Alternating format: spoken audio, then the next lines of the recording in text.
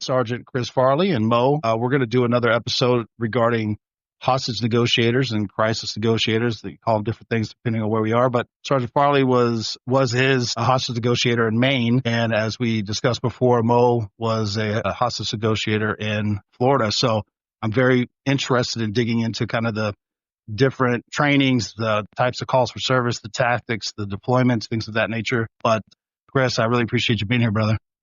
Oh, thanks for having me back. Appreciate it. Love it. Mo. Yes, thank you. I appreciate you coming. I'm excited about this because negotiators, we're not as, for lack of better terms, they don't refer to us as being as sexy as SWAT operators a lot of times. So it's nice to talk to someone else who found interest in this part of it. I think I'm interested really to find out how you guys do things, how you guys did things with the training and with deployments and those kind of things. And just for clarity, are you still currently an active negotiator, or because of your position now, did you have to give it up? I just stepped down probably the end of last summer, so the end of 2024, but 11 years. Sign off on it as long as it's not somebody who has, got an IA file as big as a phone book. Yeah. They, I can't remember the last time it's like the team said, we want this individual, and they've said, no. It's usually they have an IA file. Maybe they double check their, time on service, and oops, we actually made a mistake. They haven't hit the time requirement. They're asked by, say, 2 or 3 months, and they don't want to do that. But in the end, the team commander has final say on who they select. I see. So now rolling into talking about how you guys train, I know for us, once we get our negotiator on the team, for the first good year, they are, for lack of better terms, we call them, they're our truck bitch. They go get the truck, they go get the equipment, they do those kinds of things because they haven't, in many cases, been through the training that we require before they're able to get on the phones. So we do a lot of mock training with them, though, to get them up to speed in the meantime. And then for us in Florida, we put them through it. The bare minimum is a 3 series of classes that they have to go that's a week long that they go through. And once they've completed those, then they can be utilized on the phone as a primary negotiator. Up until that point, we're using them to scribe, we're using them to get the truck, we're using them to get equipment prepared, using them to, we don't even really put them in the backup negotiator role, really, but we'll put them in any of the support roles.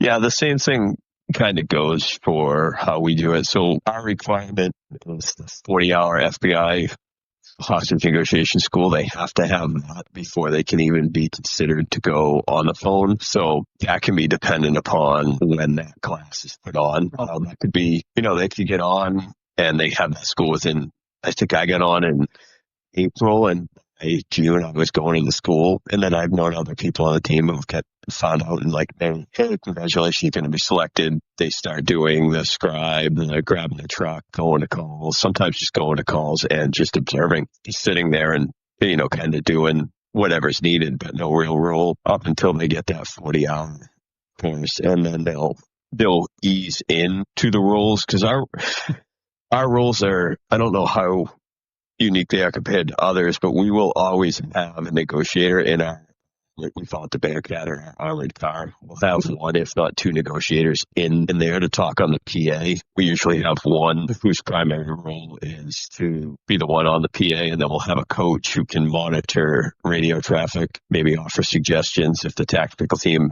says, hey, they want something done or whatever, can relay that message to them. And then we'll put them in that role. But the big role for usually the first 6 months is just to scribe, to grab the truck if they need to scribe and just kind of do some intel gathering. We've had guys that are newer to the team that are detectives that work in our major crimes unit. So they're really good with interviewing victims and witnesses to get that information. So we'll put them on those kind of tasks that maybe they have experience with outside of the negotiation team. And then, sometimes then eventually they'll work their way up to primary on the phone and then primary in PA in our armored car. You see, it sounds like we do things pretty similar. I laughed when you said that normally, we don't send our new negotiators to go forward. We typically, like in a Bearcat, We would not always, when I was on the team, we didn't always have someone in the Bearcat just because of the availability of space necessarily in our Bearcat. But we would usually have a negotiator, at least one negotiator forward. I'll tell you a funny story. When I made the negotiator team here, the background, I don't know if you listened to the other episode, but me and my husband were not married at the time, weren't dating. He happened to be the team leader of the negotiators. And when I made the team, my very first negotiation, I'm out there, and when you're first there, you're trying to impress the people. You're on a specialty team. I'm like, the minute I made the team, I'm like, let me get a spare uniform in my trunk. Let me get my equipment in there so I'm ready in case something happens. So this particular day, somebody else was closer to the truck, so I drove my patrol car to our call out that we had, and I'm like, okay, awesome. And I go into my trunk.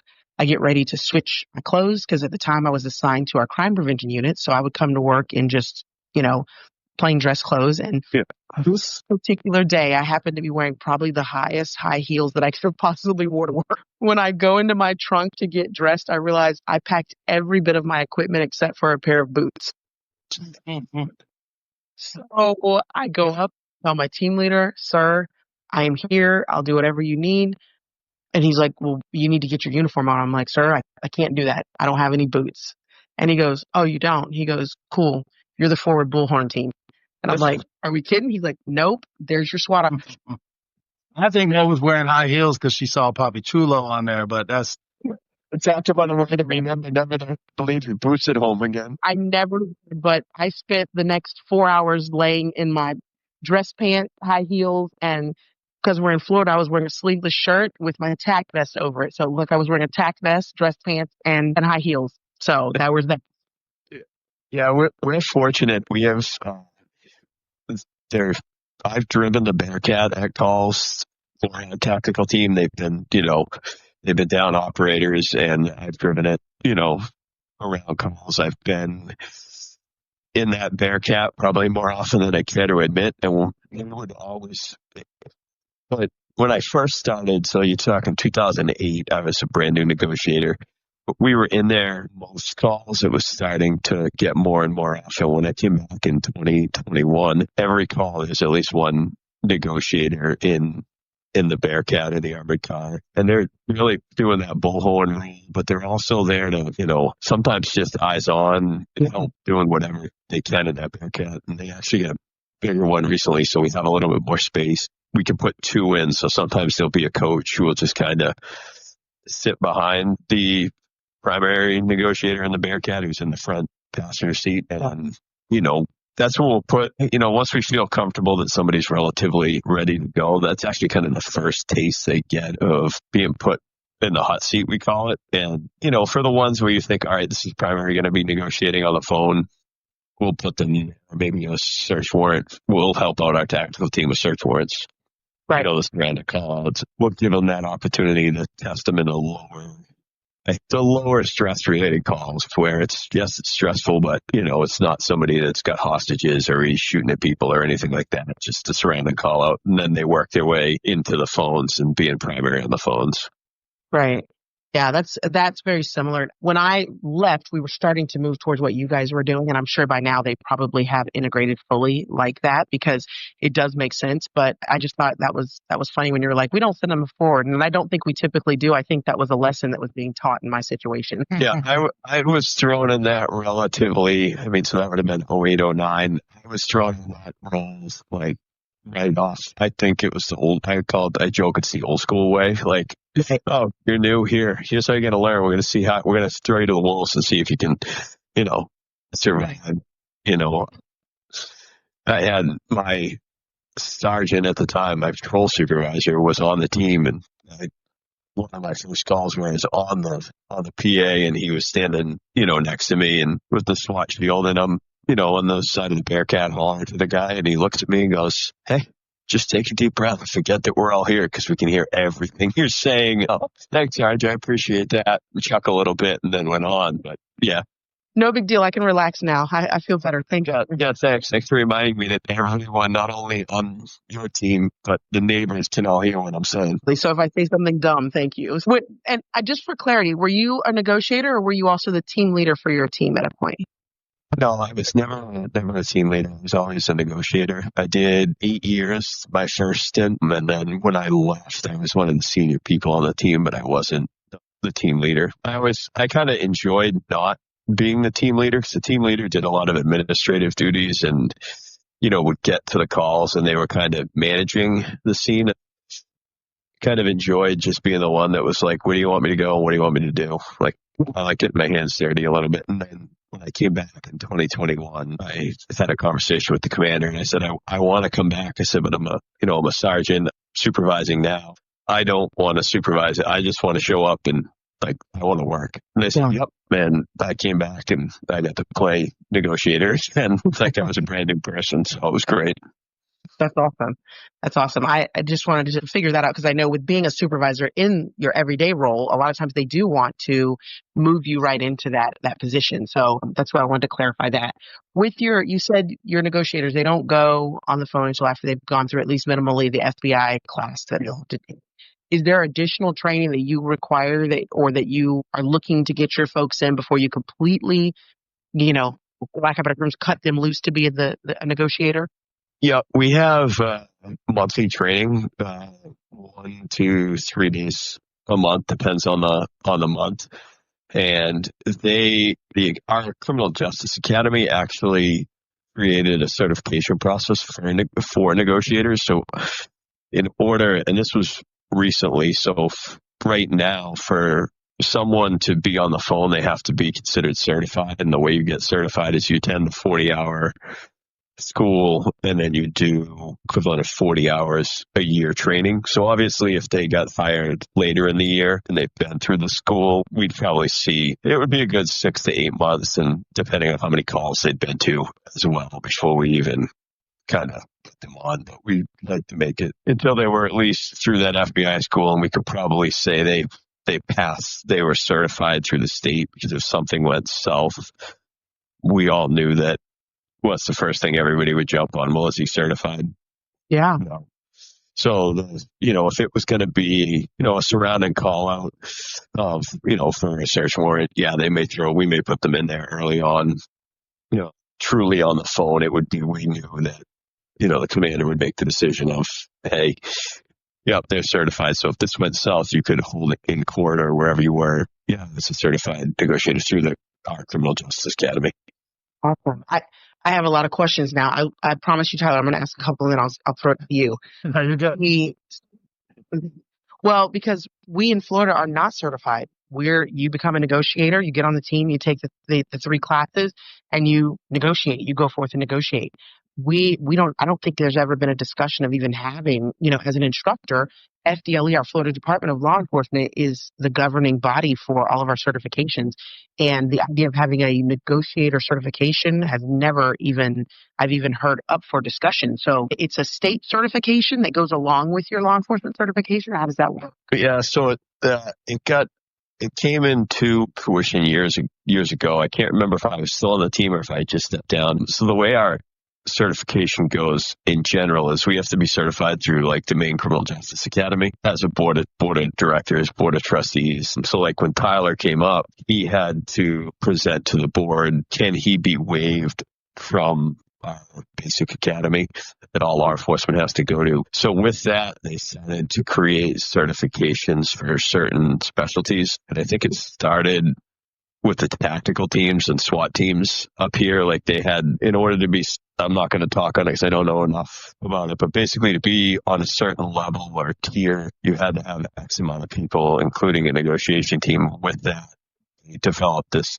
certification process to be considered a certified negotiator. So you could work in a PD that's got 8 guys and you could go to the FBI course and say you're a negotiator. And then you could talk to some guy in crisis and say, well, our crisis negotiator, that's perfectly fine. There's nothing wrong with that. But to be considered certified, you have to go through the Criminal Justice Academy to meet those. I think it's 40 hours of training a year. I can't remember exactly. I just showed up to our trainings and the commander took care of it, said we were certified. So seems right. I love it.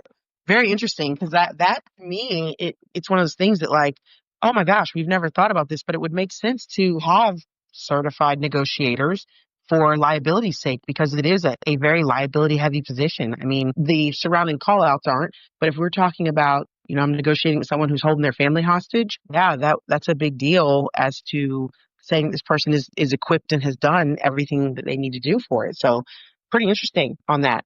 Tyler, anything?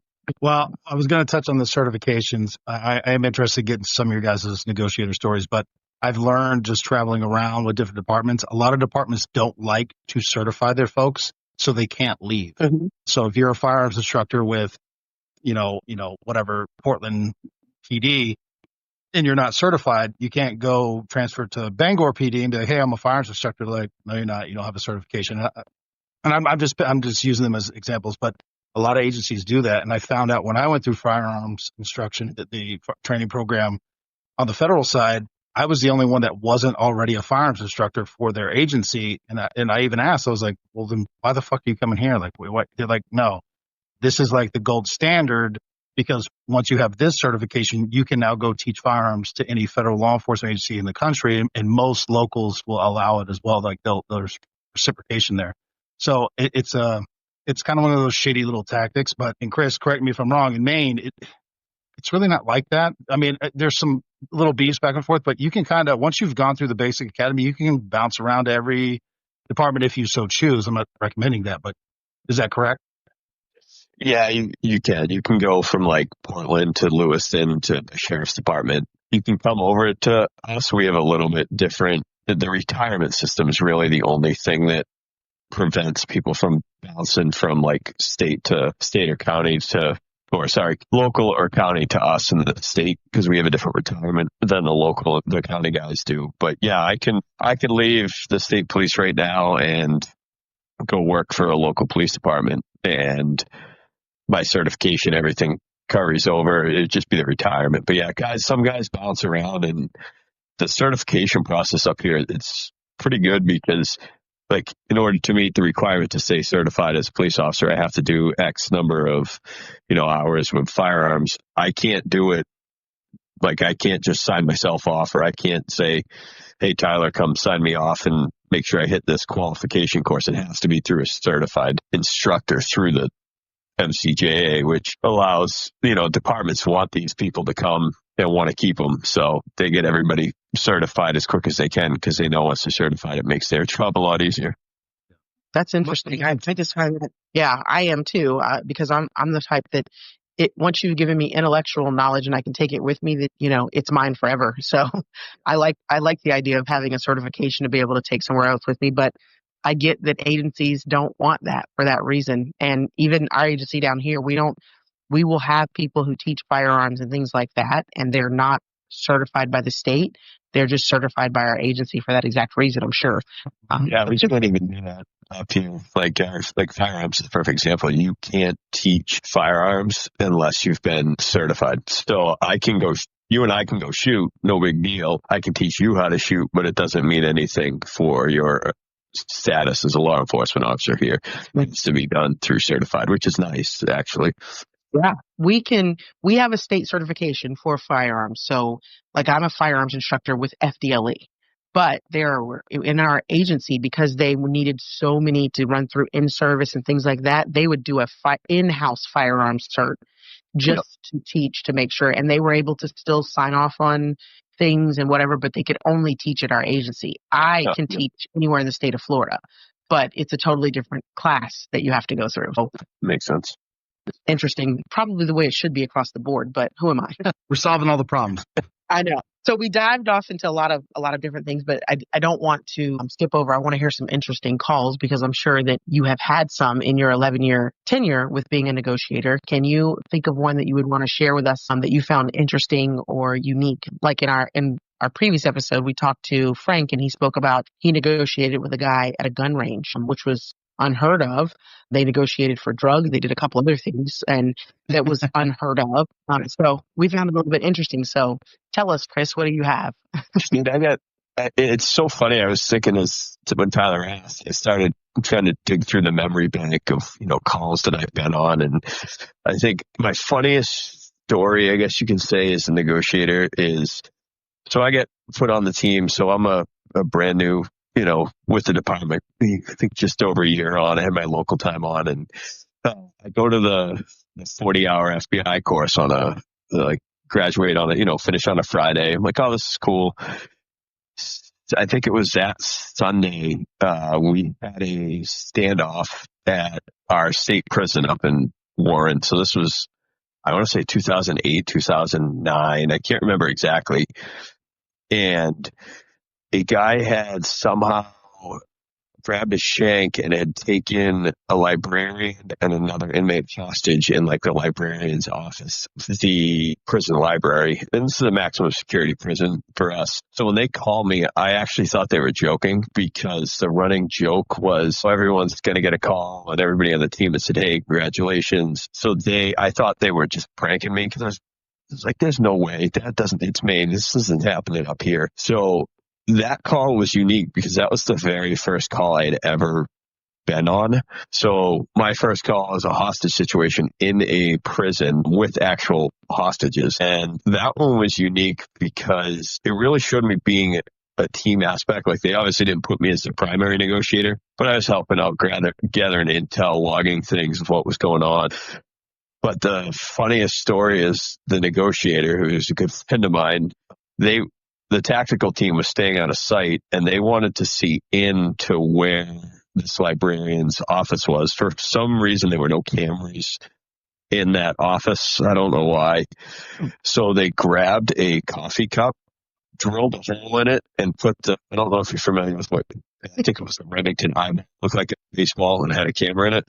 They put that in the cup, blacked it out on the front so you couldn't see where the hole was. And the negotiator went up and was talking through the plexiglass to this guy. And you'd have the camera, and all of a sudden you'd look over and the negotiator would be talking with him, and then you'd see him up, take a sip, and the camera would go up and it would come back down. They did that for the longest time. And then I think they ended up getting the librarian out. And the running joke the whole time was they kept making the tactical guys sick, because they'd be staring at it, and all of a sudden, whoop, up and we'll come back down, and it's bouncing around. And that, I remember when they ended up reaching the window, and the guy dropped to the ground. And I remember they gave that guy, when he retired, they gave him that mug that has the camera in it. So, here I am, I'm a new trooper, a new negotiator, and I'm going to, are these all calls going to be like this? Are we going to have, this stretch where, I'm sitting here in the state prison with guys, and we're drilling holes in coffee mugs to get them to be able to watch. But yeah, that was probably one of the first call, I think, is always probably the most memorable one. Always. To start, but then I have everything from, so I thought of that. I have some questions about that one, because it's intriguing already. So a standoff at a prison, and this prison has a librarian in it that's a max security prison. I don't remember. Christ, that was it's almost 10 years ago. That was a long time ago. I don't remember the ins and the outs, but yeah, it was a volunteer. You know how they have volunteers that help? He was doing something like that, if I remember correctly. I can't remember her background, but yeah, she was. I think they said she never came back to work after that day. I think that was her last day in the office. I don't know if you guys know, but I quit. I think I'm going to be sick tomorrow and for the foreseeable future. Thank you. And Mo, I just want to throw this out there real quick, because I've worked with both of you, but to put it in perspective, specialty teams. Chris, how many troopers are there? 240? I think we're just at 300, or we're just over 300 now. Beautiful. Yeah. And then how many hostage negotiators total? Roughly, I'm just.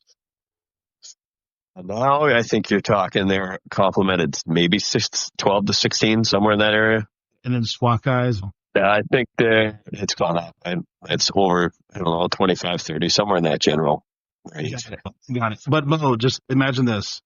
They're having to respond. They could be in Tallahassee and have to go down to Key West. That's insane. It's not a county. They're not all in the same area or the same zone, the same region. Sometimes you're doing a 2 hour, sometimes a 4 hour, sometimes a 6 hour, whatever it might be, drive just to get there to then start. I'm not saying it's That's sunk in all the time, but it's not like equally spread out. We need one in every region or whatever. It's not like that. So I'm just trying to put a little perspective on it because it's a little different. that's wild. Because like for us, we were just a county, and even probably if I went from one side of the county to the other, it might be an hour and a half, maybe. But typically, your negotiations aren't going to be an hour and a half away. Thank goodness for us, because that to me is just wild to hear that they're coming. And I mean, it makes sense. You guys are Maine State Police, whereas we were a county, so that's incredible. You said an hour and a half, and I used to love road runs. An hour and a half. I mean, those were like, I'd plug in if it sounded French, I knew I was going to be driving for probably at least 4.5 hours. And then, it's comical when I would get, you get called out at 2:00 in the morning. So, hurry up and go and get dressed and, get out to your cruiser, sign on, and then plug it into your GPS. And it's a, 400 or 500, mile destination. It's a 4-hour destination. And eventually you get to the point where you're pulling into gas station, lights and sirens, you shut everything down. You gas up, pretend like nothing's going on. They get back in the car and do it again, up a second time to gas. They can get comical when you pass the same people 4 times getting on and off the highway to get down. That's absolutely hysterical. Absolutely. And I will say, like, this is why I was excited about this conversation, because this is something it would never even be something we'd have to even talk about, let alone be like, hey, new guy on the team, this is how we do things, because it would never happen like that. Mm-hmm. I mean, we've had, I think of a call, we were told it was a search warrant. This was years ago. So we had an older truck, for a command vehicle, and it's not the big one, but it didn't go above like 75, and it wouldn't start, and they needed that up in basically the tip of the state, and you would just drive it. You wouldn't even throw the lights on if you had to. You just drive, and you're just sitting there driving along. I showed up, and it's myself and now the team commanders. We met in Augusta where the truck was, to drive up together, so we didn't have to, you had somebody to drive with, and it took forever to get up there. I get out, I'm not even on the scene. They're like, hey, we're deploying out. They go, grab your vest, you're in the Bearcat. I go, what? They go, hurry up, get in.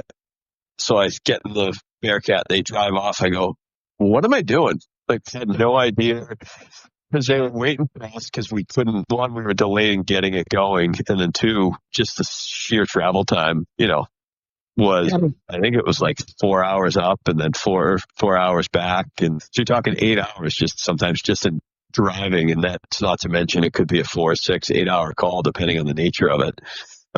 And that's not just negotiators, that's tactical team guys driving that way. That's wild.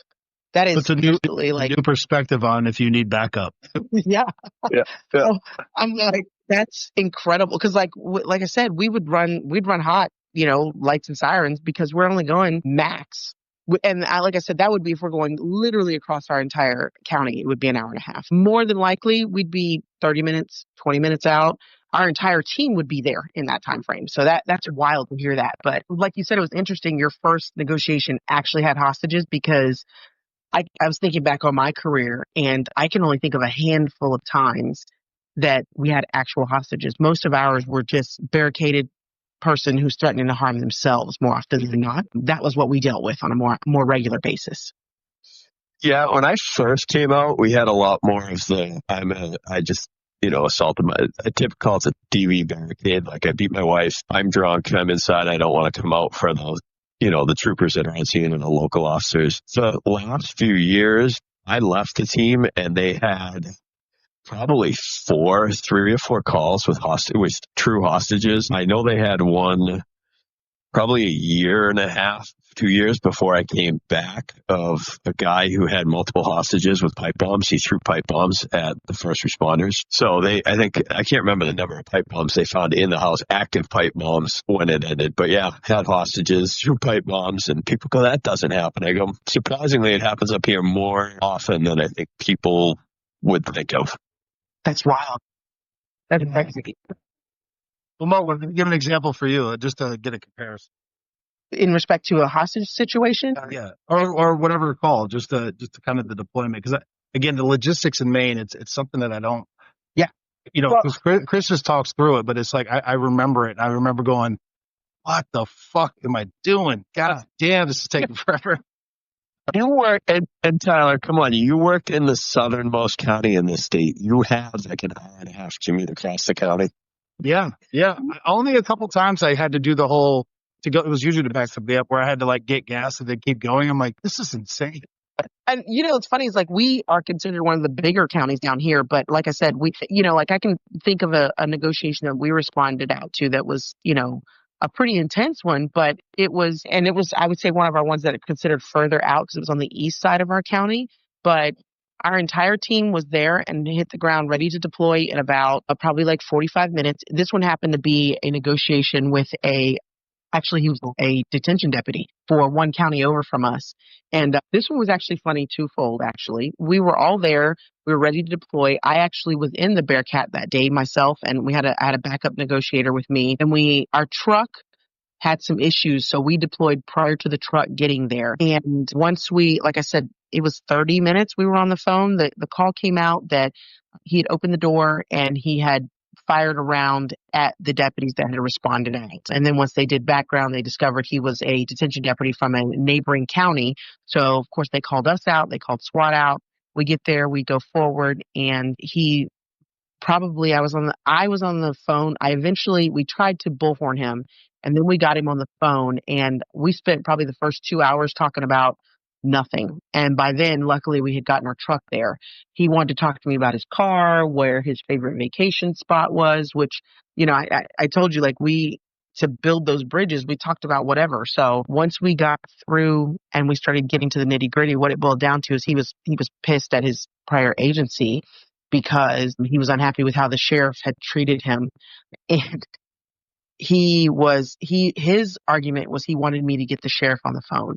So he kept hanging up on me. And the reason why I said it was kind of funny because, again, going back to my now husband was the team leader, he eventually had to write me up because he slammed the phone down on me. And I was like, oh, when he hung up. And they said, what does this guy want, Mo? I said, he wants to talk to the fucking sheriff. And they were like, and I said, and that sheriff isn't going to come here and talk to him. And if he did, he'd be like, I don't care. The only problem was that my secondary had not stopped the recording. And so it recorded me. Whoopsie. Got me. And to make it even better, he ended up shooting at us again. And eventually he came out because actually before he shot at us, me and him had actually built a good rapport. And he shot at us. And then at that point, I said, okay, we're going to go silent. I'm not going to talk to him. So when he called back, we put him on the phone with another negotiator and he demanded to talk to me. And they said, no, you shot at the car that the truck that's there that she's in. You shot at it. So she's not talking to you. And he's like, if I come out, will she talk to me? Long story short, he came out because he wanted to talk to me. I went and talked to him and explained to him that now he was under arrest for attempted murder of a law enforcement officer. That came that when he took it to court, that recording that my secondary didn't play court. Damn. Got you, Mo. Yeah. So my now husband wrote me up for that. Those calls are, that's the building the rapport is I think the biggest thing that people forget that we do, and especially the tactical teams, they forget sometimes that can take 2, 3, 4 hours to. When I was a newer negotiator, I was always put in the Bearcat just because for some reason that I had a very good ability to just keep talking. So I was in the PA all the time trying to get in. For the longest time, I had a stretch of there'd be no answer on the phone. There'd be, the local department or whichever agency was there. Couldn't get them to come out, and then I'd hop in, I'd get on the PA, and within 45 minutes, 50 minutes out, they'd come wandering right out of the house, hands up, and give up. So I had a stretch where they were like, and that's number, I think, 4 or 5 in a row that you've done. And then I hit a stretch where we all have a dark sense of humor, where it was the exact opposite for me. Pretty much, it started with a guy who shows up at a house. I think he had issue with one of the homeowners, He starts shooting at him in the house. They bail out. Now he's barricaded inside the house. He comes. We surround the house. I'm in the Bearcat. He comes out. I am trying to negotiate with him. What's going on? Trying to get him to pick up the phone. And he says he's going back inside. I said, okay, great. So you're going back inside to get a phone. That would be really great because then we can talk to you. We can do it over the phone versus us trying to yell. Well, he comes back out. He has something black in his hand. I'm like, oh, good. I really appreciate that you got the phone. He goes, this isn't a fucking phone. Or he mentions something like that. And he starts to raise his hand towards the armored car that I'm in. And I hear, the loud bang. He drops. Well, he had a gun. And what he had said, the tactical team guys told me later was, I don't have a fucking phone, I have a gun. And he started to raise it towards the armored car, and they obviously shot and killed him. So I had that one, and then probably like 5 months later, maybe, with no call. I don't think there were any calls, or at least no significant calls that stood out, but I wasn't in those roles. The next person I get on the phone, I talked to a guy in a cemetery who was suicidal for 5.5 hours. And then as we're on the phone, things are going well. Yeah, I think, he kept mentioning sunset. It's getting dark. And then he says, we're just having a conversation like we are here. And then I heard a pop, and the tactic, I hear the radio says, we think he just shot himself. So he ended up shooting himself. And these were literally like back-to-back calls where I had been put on the phone. So the running joke was I either kept them alive really well, or they don't want me anywhere near anybody because it ended as a negative for me. So I laugh about it now because it's one of those things where we did our job. Nobody else got hurt. So you would what we would affectionately call the Grim Reaper on our team, because we had some people who they'd get on the phone and the person would immediately shoot themselves. And we're like, well, so That's anything. Yeah, I had a stretch, and then I broke it for a long, long time. It's actually, I was very well known for some reason, I get on the PA and it usually within sometimes 10 to 20 minutes, sometimes longer, depending on, the nature. They always had a tendency to come out, and then, just that little stretch right there. Yeah, I was taken offline, you could say, in a funny manner for a little while. Just like, yeah, let's have you be the secondary and the coach for a little bit and see if this works out better. That's great. Do you have any ones that you can think of that would, again, just kind of stand out ones? Because like you said, the first one we all remember, and then we have these ones that usually we'll be like, yeah, this one was a little bit different. I was trying to think of like that different one, and I think a lot of the calls that stand out to me are the ones that you got them to come out. Right. There were. I mean, it was so many over the course of the years where I kept thinking about, the one, there's been a few. The most recent one I have that really stood out where I think it shows the demeanor of being a negotiator was the guy had an issue with his neighbor. His neighbor's sitting in the car, and he fires like 3 or 4 rounds into the car and actually hit the guy. So he was brought to the hospital, and we were pretty sure the guy was going to die. So I'll never forget it because I was at my daughter's swim meet. So I had to give my daughter to another swim coach, drive an hour and 20 minutes to my personal vehicle home to turn around and hop in my cruiser and drive basically back the way I came, plus another 45 minutes. And I get there and they're like, hey, you're going to go on the phone. Oh, okay. And he is someone that we had negotiated with in the past. One of the other guys on the team had when I was not in the interim, when I was not on the team. So he'd been through this process before. And in that process, they negotiated with him, being very irrational and rational. He'd come back down. He'd say, I'm coming out. And then I think he came out and he ran into the ram, if I remember correctly. Because they had breached the door, and he ran into the ram, kind of knocked himself down, and then they took him into custody. So I was negotiating with him, and I remember him specifically talking about, well, the last time you beat me up, you did all this. And same thing, we were back and forth going, and he's like, you know what, yeah, I'll come out. I've had enough, I'll come out. And then 2 minutes later, you know what, screw you. Well, during that conversation, he at one point, I still haven't verified if he Googled it, but he goes, I'm going to do things to your two daughters. And I have two daughters, and I didn't tell them my name. Like, I just said my name. I didn't tell them my last name. Oh, no, I think I used my last name because with a name like Chris Farley, I use that as a way to relate to people. Some of the older, my generation actually laughs. The younger generation are like, who are you talking about? So we were joking about Tommy Boy and living in a van down by the river, but he does say something about what he is going to do to my two girls. And it's pretty graphic about what he's going to do to them. And I never changed. My demeanor never changed. Our tactical team, they have an app that records our conversation, but that they can listen in on in the Bearcat. So they were listening on that. Long story short, he says he's coming out. So he comes out, and then he becomes a flaming pain and ends up getting bit by one of our canines, and they take him into custody. So we go back and we're doing the debrief, and Aaron, one of the tactical team guys and the negotiators that heard that said, I don't know how you didn't change your tone or demeanor, because inside, I'm never forgetting this. I'm like, oh shit, does he actually know? Did he do research somewhere, somehow, and figure out that I actually have two daughters, or is it just a pure coincidence? I think in the end it was just a coincidence because he didn't have any weight. I don't think he had a computer or anything like that. But that call stands out to me in the sense that all that stuff that he was saying, one, it was inside, I'm burning up because I want to throw punch him and throttle him.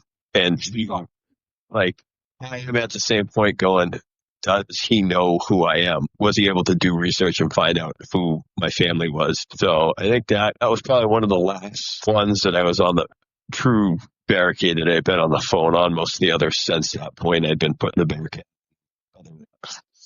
Wow. Yeah, you said that. I got upset for you, Chris. I was getting upset. Yeah. We have a good relationship with our tactical team. Like, they're we get along. We're very fortunate. We get along really well with them. There's no real animosity. Like, they can give me a ration of crap. I can give them a ration of crap. Well, the canine handler whose dog bit him said, forget what the dog's name was. Hey, so-and-so heard that, and he decided to take a little extra bite for you. And I think he bit this guy good. So I said, well, I appreciate that because I couldn't do it. So, yeah. Oh, wow. That's wild because like when you said that, like the hair on the back of my neck stood up because that's like your worst nightmare. And you know what, like when you were saying earlier that I think that a lot of negotiation, like what's more important is not the physical fitness, but what goes on between the ears. And that's what I don't think people always recognize, that negotiating with people is mentally exhausting. You are constantly trying to have a conversation while thinking 5 or 6 moves ahead, plus trying to remember all the things that you have said and they have said to keep track of all these things. And then if you add the layer of having negotiated with somebody already, so you've used a lot of the tactics that we utilize with people on this person. And were they paying enough attention at that point to be able to counteract them or call us out on them? It's just like that. It's already a mentally exhausting, for lack of better terms, game that we're playing. But then you add in the fact that someone might know something about you personally.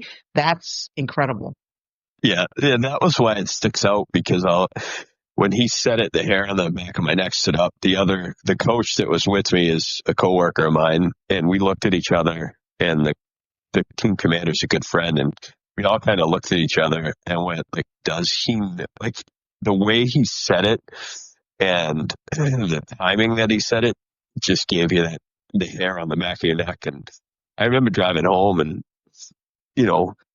when you got a 2-hour ride home, if not longer, it has its advantages, but it also is the disadvantage of that adrenaline dump from that of like, oh, wow, I'm really exhausted, because mentally, I think you're thinking 5 steps, exactly like you said, Mo, 5 steps ahead. What's he saying? What they say already? What strategy can I use to try to develop, that rapport? Can I get him out? All those things there. And that it makes for sometimes when a 4-hour ride up is long, it's a 5-hour ride. It feels like back home. Yeah, for sure. Did you find that some of the tactics that you would have normally used with him, that you had to alter them since he had already been negotiated with before? Yeah, you couldn't bullshit him. Like, how you can say, well, why don't you just, downplay the seriousness of what they did? It's like, nah, dude, like, I think we we tried that at first, and you could tell right away he knew, because you guys tried that before, and it led to a just, all right, man, like, you shot at this car, you hit somebody, like, yeah, you're under arrest, like, you got to come out. Like, well, you guys beat me up last time. Well, yeah, that's because you didn't, so you can play off of that, but at the same point, I think it made it harder in the trying to bring him to a rational state when he's already been there before. And I talked to the other negotiator who had negotiated with him after, and he said he did the exact same thing to him last time. Like, you thought you had him, he was going to come out, and then he'd flip, and you'd start back at square one. And you just went around and around in that circle for hours. That's wild. Yeah. That's a very interesting one because of all those layers, I definitely have to say. Tyler, anything? No, I'm trying to, you know what, we have a little bit of time. I want to get one more of your stories in, but I'm still kind of, sorry, that kind of took me a little bit, Chris, because I'm like, dude, I've never had something that quite specific, but, fuck you, I'm going to come after you and your family. It's very vague, and I'm like, this motherfucker don't know shit. But if they were to, like, want to come for your, your son and your daughter, I don't know that I'd have the same composure, but I understand what you guys are saying. Yeah. Yeah, I think that was the hardest part for me, was to not try to feed into it, just to not even acknowledge it, like, just play it off, because I didn't want him to think it. One, if he did know, I didn't want him to let it know it affected me, and two, if he didn't know, I didn't want to give him something that would indicate that I did have two kids. Yeah. No, Yeah. sure.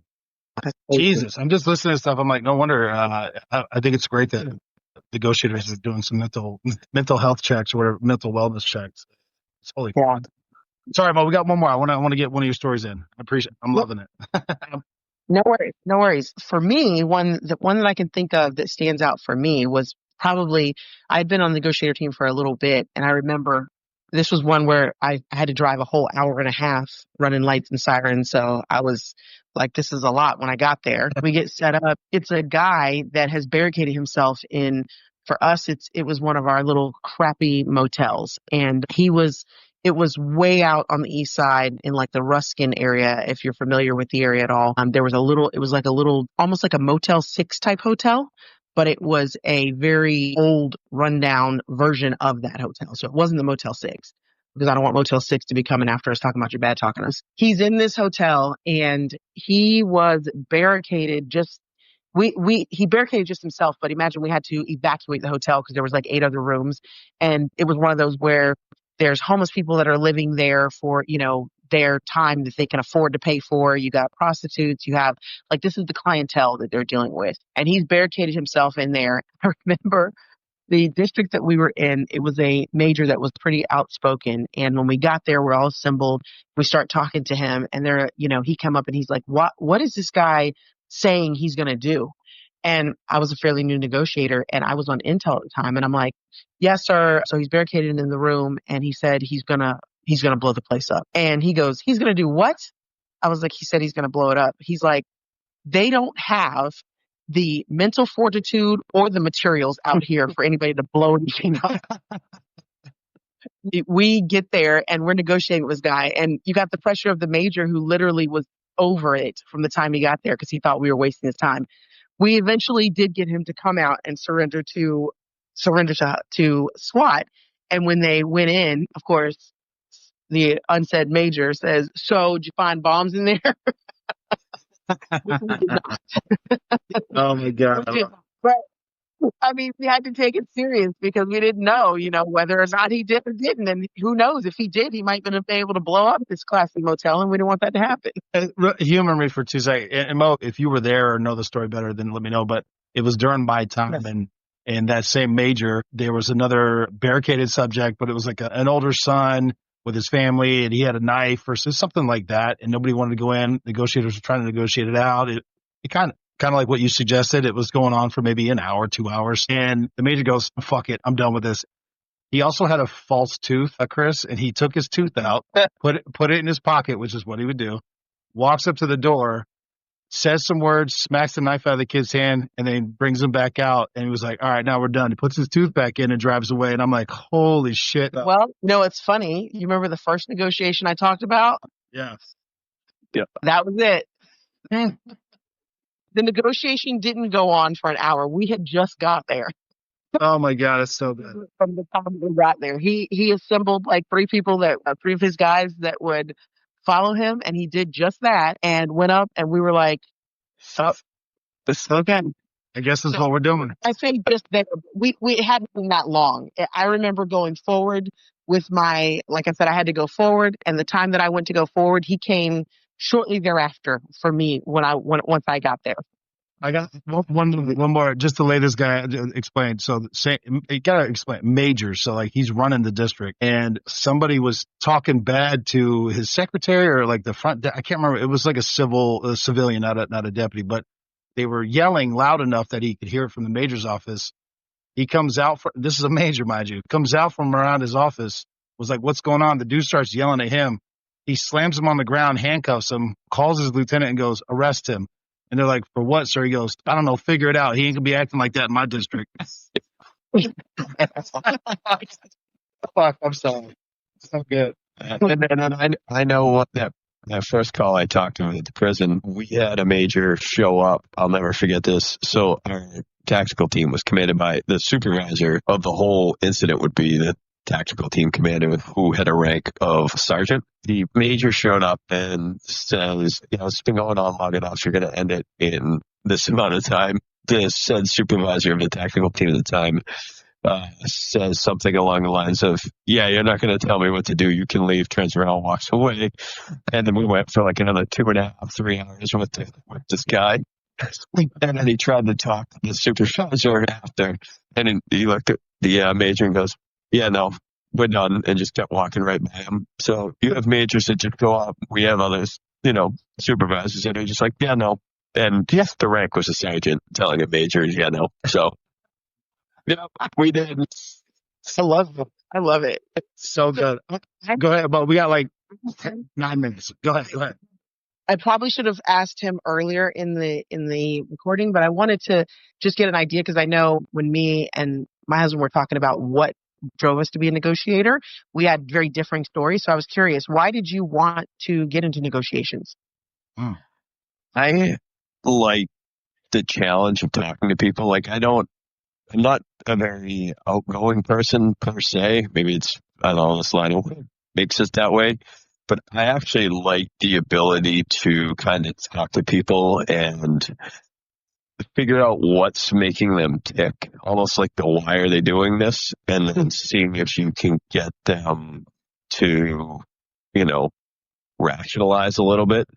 So I looked at it as that was one. And two, in this line of work, we say, "Oh, hey, we want to help people," and yada, yada, yada. But 9 times out of 10, we know all we're doing is putting, Band-Aids on holes where we're trying to prevent further crime. But those in crisis, and I feel like I talk to more suicidal people than I have anything else, is, hey, maybe I can get one of these suicidal people to not kill themselves. Sounds kind of, I want to help somebody. But I looked at it, well, if I could talk to somebody in a challenging way, this is a good skill that I can use to have that drive, but then use those skills learned. It really used those skills learned to better my career. Was the finals, like strong, all those things roped in, and then I looked at what you needed to be a negotiator, and I kind of wanted to be a homicide guy, and the way to do it is, you got to be able to interview and talk to people. So what better way than yourself in the situation where you got to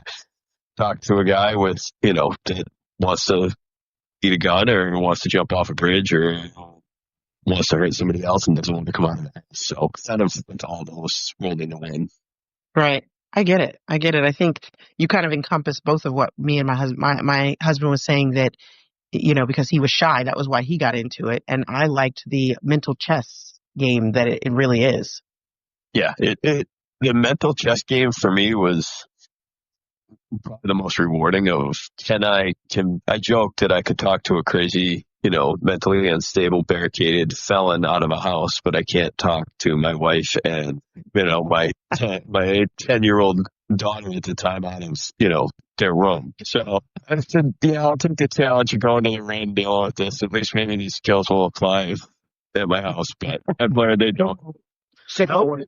Well, they don't. I learned, don't you negotiate with me? Okay, well, yes, That's, yeah, exactly. Tyler, I'll throw it back to you if there's something you have any final thoughts.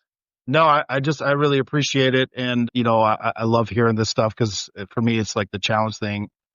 You know what? Actually, we've got a couple minutes. Just the only thing is, so on the Fed side, you do a lot of tests and, emotional maturity. Like it's all this, like, what kind of personality are you? What kind of leader are you? It's those kind of tests. And I don't have them off the top of my head, but it's like a 500 question test that you take, and you have, based on the answers, they generate a score, and they use it to try to explain, like, hey, this is who you are in your private life. This is who you are in your work life. And they explain that, if you're on opposite ends of the spectrum, like you're very reserved, you're very quiet, you prefer to be, you know, uh, introvert, I guess I'll just use that word. But then at work, you're forced to pretty much be an extrovert, and you're put into like a commanding position where typically if you're at home or by yourself, you like to just kind of go along to get along, more passive, just like agreeable. But then, you do a job like law enforcement, it makes you're very authoritative. You have to make fucking decisions, some of them in high stress environments. And that could be extremely exhausting. Whereas sometimes there's people who have personalities that they're very dominant in their personal life and in their work life. It's a lot easier to transition mentally. And it goes into a bunch of other stuff. I'm not trying to bore it, but there's analytical mind. There's different things. The people who like to look at spreadsheets and do all that. That's a different kind of person than someone who likes to draw and take pictures of the sky. Whatever. It's like that.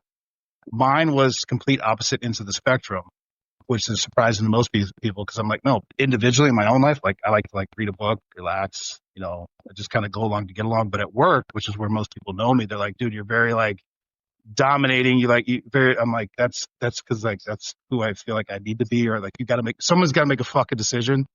And I used to wonder because when I first started, I was like, I'm fucking exhausted.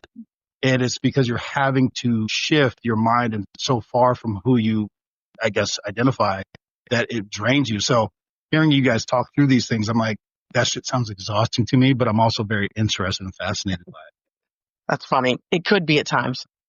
It could be, but at the same time, I think it was also a huge adrenaline rush, is getting that guy to come out and get into custody and know that it's because you talked him into those handcuffs is a super adrenaline rush too. Huge adrenaline rush. I remember when we'd start talking and you think the person was coming out, my heart would start to beat and I'd be like, okay, all right, just, so that roller coaster ride of thinking they're coming out and then they don't come out, but thinking they're coming out, it's a huge adrenaline rush. Yeah. No, perfect. Well, listen, guys, I appreciate it. I want to respect you guys' time, but I really appreciate this. And Chris, we talked about it. I don't want to allude too much to it, but I look forward to having you on again and getting into some more stuff. No, I appreciate the invite, and it's always fun to talk to you. And Mo, it was nice to talk to you. And Tyler, this is what happens when you put two negotiators talking together. You probably can go for another 2 hours at the rate we're going. Oh, easy. But that's why I love it, though. I love it. All right, guys. I appreciate it. Thanks for letting me pick your brain. Anytime. Thanks, and stay safe down there in Florida. You too.